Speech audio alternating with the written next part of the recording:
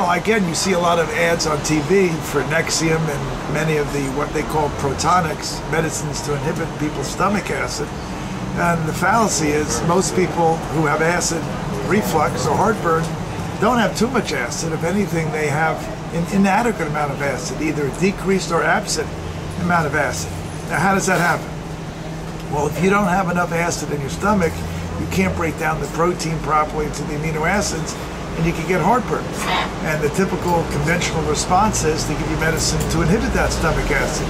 When we test people, we have them swallow a capsule, put a belt around them while they read a magazine in a non-invasive way, and they're able to measure their stomach acid.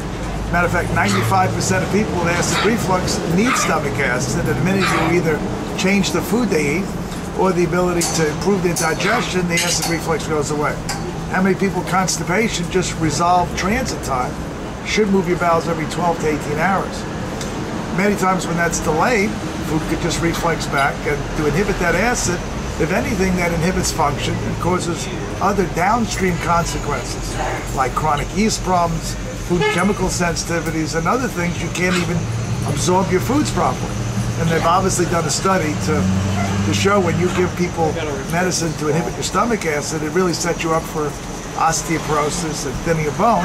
And it's not such a surprise. If you can't absorb your foods or your calcium, it's going to set you up for thinning of bones as well. So I think there's lots of perils with many of the drugs to inhibit stomach acid.